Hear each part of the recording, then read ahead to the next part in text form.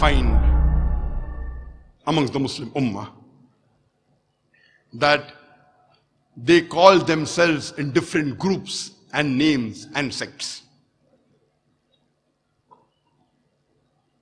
And some say that, didn't the Prophet said there will be sect? Yes, the Prophet did say that. What did the Prophet say? The Prophet said, it's mentioned in a Sahih Hadith of Sunnah Abu Dawud, volume number 5, in the book of Sunnah, chapter number 1, Hadith number 4595. The beloved Prophet Muhammad said that the Jews were divided into 71 or 72 sects.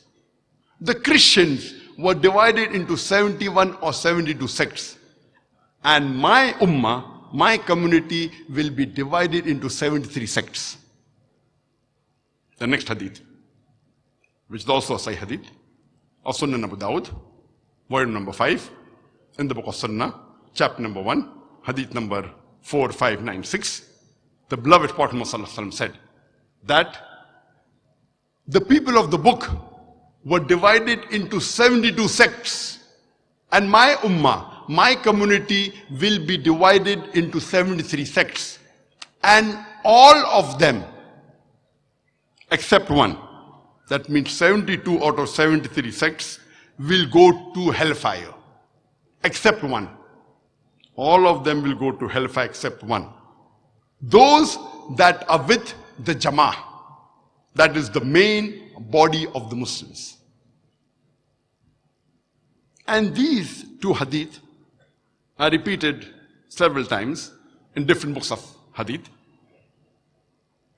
It's also mentioned in the Sahih Hadith of Jami al-Tirmidhi, volume number 5, in the book of Faith, chapter number 18, hadith number 2640, where the beloved Prophet Muhammad said that the Jews were divided into 71 or 72 sects.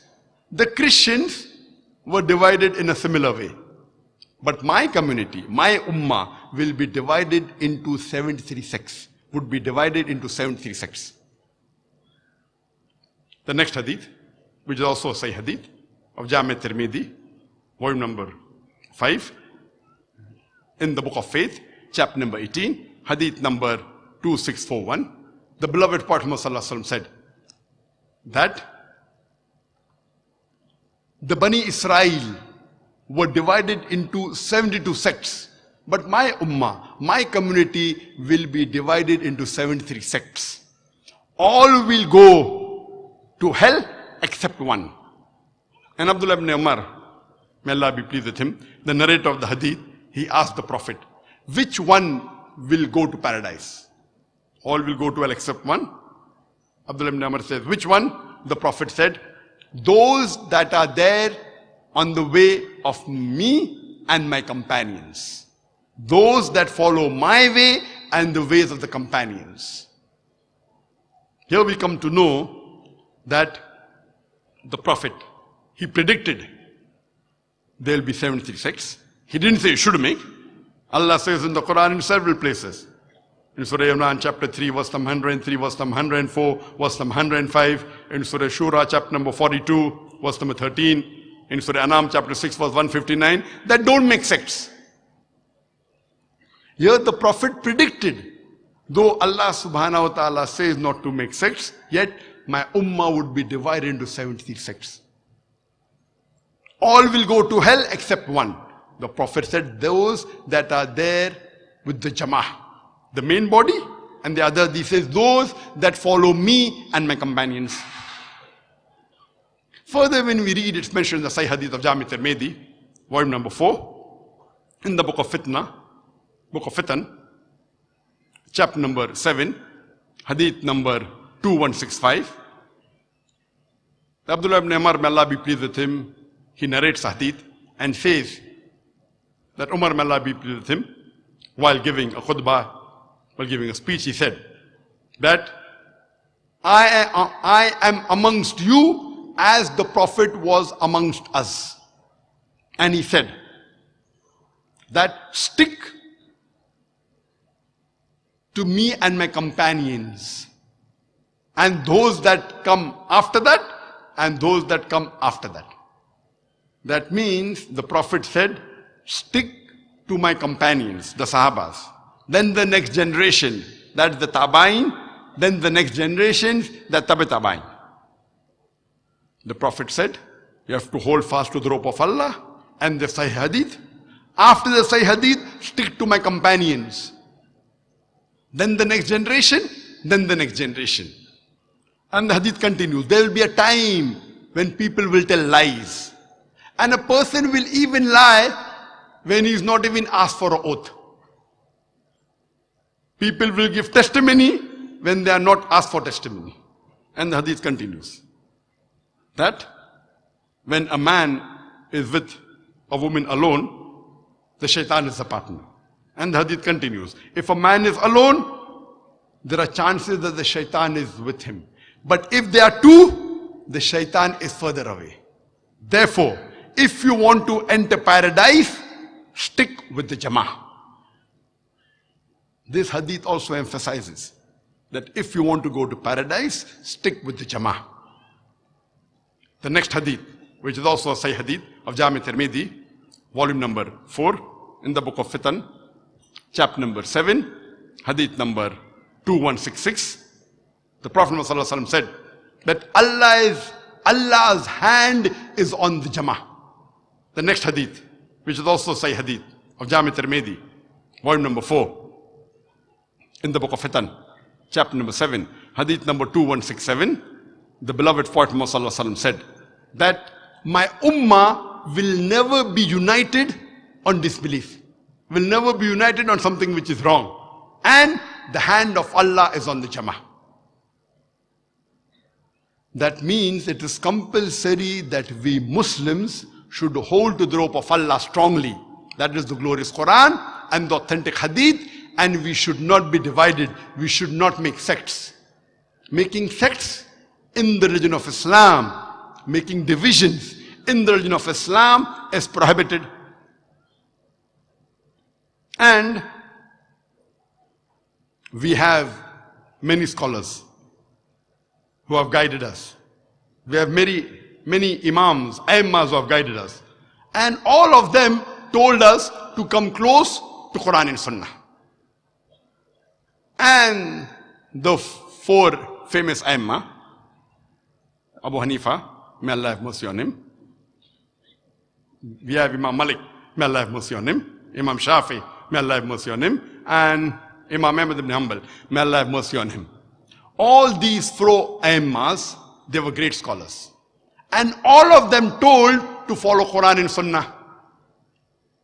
When you read the book of Shaykh Nasiruddin Albani, in the book, the Prophet prayers described, he writes on page number 5 in it and give references. That Imam Abu Hanifa, may Allah have mercy on him, he said that when you find a hadith which is sahih, that is my madhab. When you find a hadith which is sahih, that is my madhab. Imam Abu Hanifa, may Allah have mercy on him, he also said that when you find any of my opinion and you find that my opinion is against what is mentioned in the book of Allah or the authentic hadith of Prophet Muhammad sallallahu alaihi wasallam, ignore my opinion. When we read the teachings of Imam Malik, may Allah have mercy on him, he said that I am a mortal. I am a human being. I make mistakes sometimes. I am correct sometimes. When you find any of my opinion, you check it up. If it matches with the sayings of Allah and the Messenger, it is correct. If it disagrees with the words of Allah and the sayings of the Messenger, you ignore my opinion. Imam Malik, may Allah have mercy on him, he also said that the opinions of Imam Abu Hanifa, of Imam Shafi, and my opinion, I believe all these opinions are equal. But the truth is what has been said by Allah his messenger, and the companions. That means he believes that all these opinions are equal, but we have to check it up with Allah and the hadith of Muhammad sallallahu alaihi wasallam and the sayings of the companions, and then decide which is correct. And if you read the teachings of Imam Shafi'i, may Allah have mercy on him, amongst all, history tells us that his followers of Imam Shafi'i, they were the strongest in following the teachings of Imam Shafi'i. And Imam Shafi'i, may Allah have mercy on him, he said that when you find a hadith which is sahih, that is my madhab. He said, the sayings of the Prophet reach some people, it does not reach some people. Whenever you find any of my opinion, check it out, whether it matches with the opinion of the sayings of the Prophet. And if the Prophet's saying differs with my opinion, ignore my opinion. Imam Shafi'i, may Allah have mercy on him, he said several statements which meant the same. And he said that if you find my opinion which is contrary to the book of Allah and the sayings of the messenger, ignore my opinion. And he said that it is the duty of every Muslim that he should follow the messenger. And if he does not follow the sayings of the Prophet, he is in the wrong. The same was said by Imam Ahmad ibn Hanbal. May Allah have mercy on him. He said that if you find any of my opinion which is contrary to what Allah says in his book or what the messenger has said, ignore my opinion. And Imam Ahmad ibn Hanbal, he always stressed that you have to follow Allah's book and the sayings of the Prophet Muhammad sallallahu alaihi wasallam. So what we hear and learn from all these four great Aimmas and the other Imams also, Imam al-Thawri and Auzi, all of them said that the right opinion is the opinion of Allah and His Rasul. And if any time any of our opinion goes against the teachings of Allah and the sayings of the Prophet, you ignore our opinion. One saying that, throw the opinion on the wall. But here we find in our Muslim Ummah, we are divided on small trivial issues. And we know that mashallah, all the four great Aimmas, more than 95% what they said is the same. There may be a difference in a couple of percentage. And all the Aimmas said that when you find my opinion which goes against the opinion of Allah and His Rasul, then ignore my opinion. So why should we fight amongst ourselves? All these great Aimmas, they told us to unite on the basis of Quran and Sahih Hadith.